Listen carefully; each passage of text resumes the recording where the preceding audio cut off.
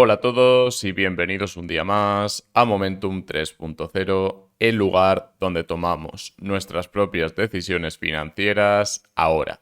Vamos a comentar las noticias relevantes en el mercado cripto y en los mercados financieros porque tenemos subida de tipos de interés, tenemos inflación por debajo de lo esperado y también tenemos un desempleo que se mantiene estable. Por lo tanto, la consecuencia de todo lo que he comentado es que no hay un futuro muy cierto para el GDP o para el Producto Interior Bruto, dependiendo de cómo queramos expresar nuestra forma de hablar de economía. Para que me entendáis, porque estamos hablando en español, hablamos de Producto Interior Bruto y hablamos de métricas que son relevantes en estos momentos para la economía y por lo tanto también para Bitcoin.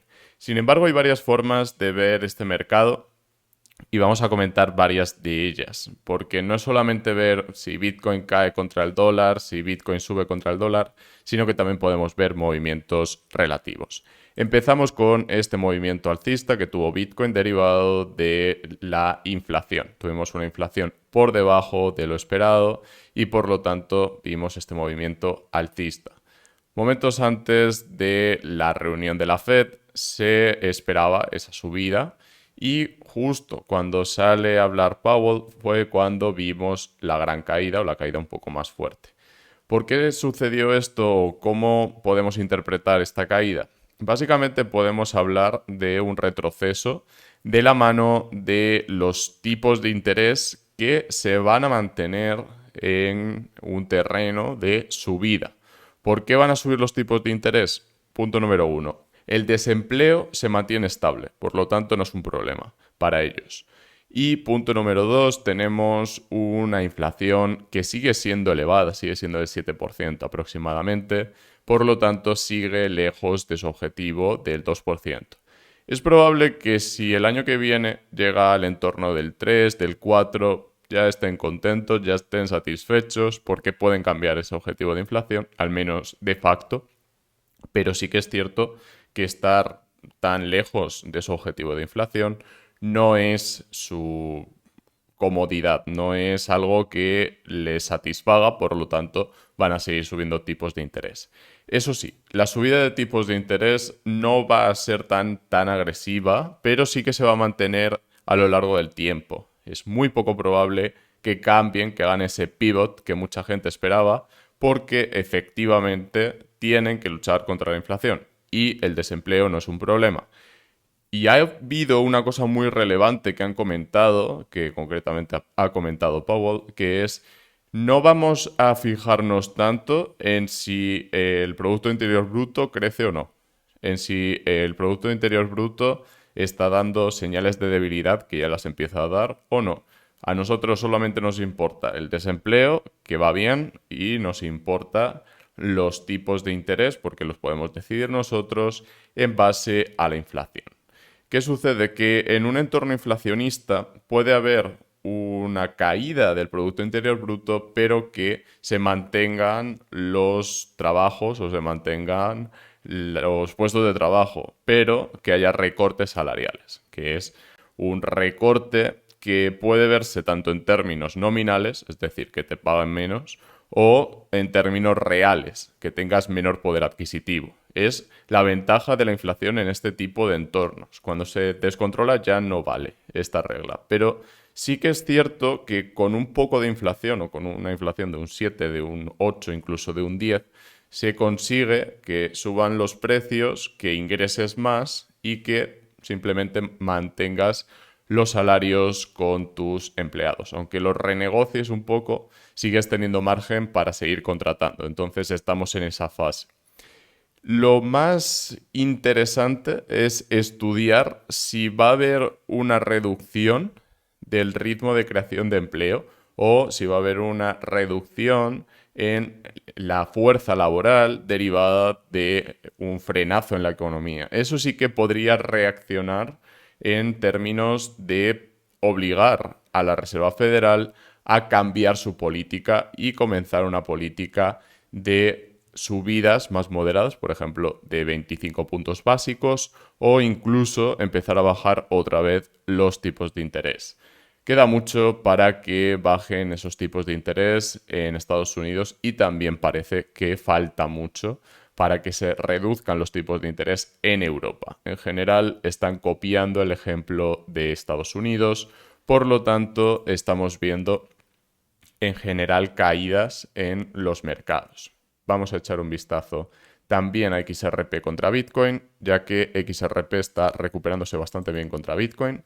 Ya llegó al soporte que tenía aquí marcado y concretamente quería comentar este trade, este posible trade. Ya sabéis que no es consejo de inversión, no es recomendación de compra, pero sí que aquí había una resistencia muy fuerte que todavía no se ha confirmado como soporte. Ya empieza a haber algún toque, pero de momento no vemos esa confirmación. Por lo tanto, toda esta zona de 17.200, 17.100 podría ser el nuevo soporte, aunque insisto, ya empieza a tocar la anterior resistencia. Y si nos vamos a una imagen un poquito más macro, vemos que aquí había un buen soporte que ahora se ha convertido en resistencia y por eso tenía pintada esta flecha, porque ya sabéis que antiguas resistencias suelen convertirse en nuevos soportes y nuevos soportes en antiguas resistencias. Por lo tanto, aquí vemos esta zona, ¿vale?, de antiguo soporte que ahora se convierte en resistencia, es pura probabilidad. Este patrón es muy feo, en diario es muy feo. Vemos un envolvente bajista después de un rechazo muy claro y es un patrón bajista, por lo tanto habría que esperar un poquito más abajo a Bitcoin desde mi punto de vista, aunque os recuerdo que no es consejo de inversión y que debéis hacer vuestra propia investigación. Vamos a mirar rápidamente en acciones, vamos a ver qué ha caído más, qué ha caído con más fuerza.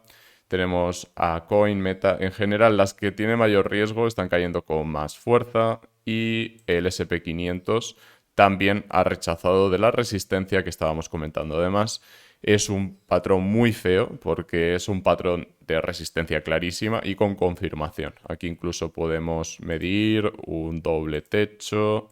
Tenemos la clavicular que ya se ha roto, por lo tanto habría que esperar bastante más abajo al SP500 y más después de este rechazo de la resistencia.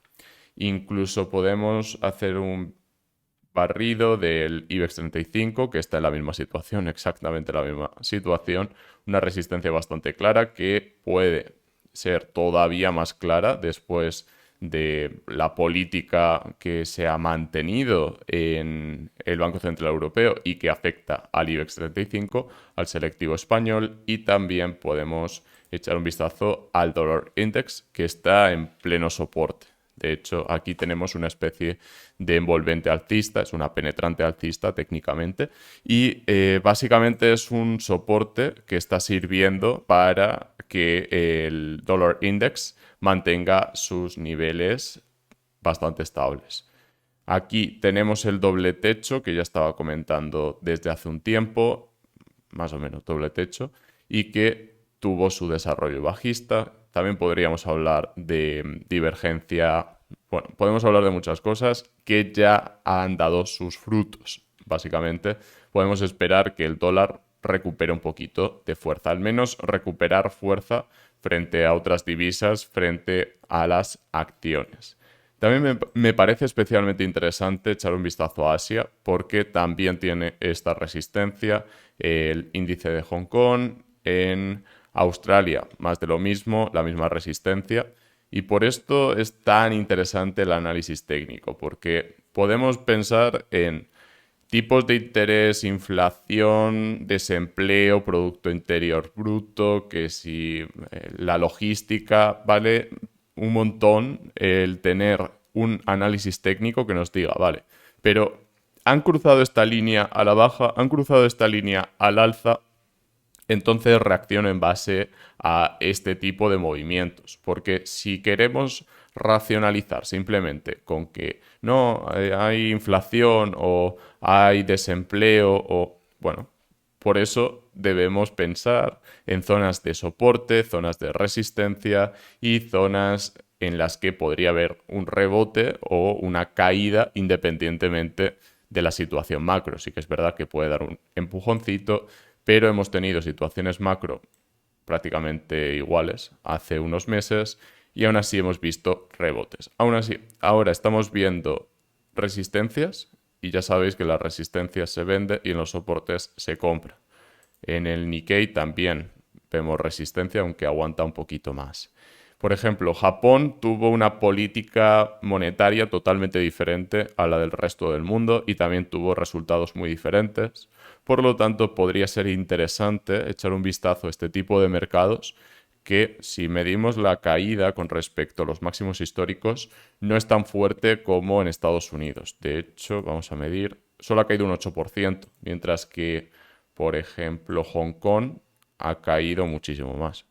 Ha caído, vamos a medirlo, desde los máximos un 42%. Entonces vemos una asimetría muy relevante que podemos aprovechar. Por ejemplo, yo ahora estoy en México porque considero que hay buenas oportunidades con respecto a España, pero es mi opinión y estoy haciendo experimentos, estoy viendo dónde estoy más a gusto.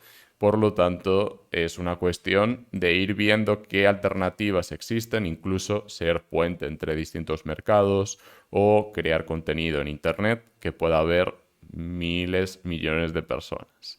Así que para que este vídeo llegue a más personas, os agradecería un like, que os suscribierais si no estáis suscritos y que deis a la campanita de todas las notificaciones dejando un comentario porque es lo que más me ayuda. Si me he equivocado en algo, también os agradecería que me lo dijerais porque soy humano y también puedo fallar y saldré a reconocerlo, por supuesto.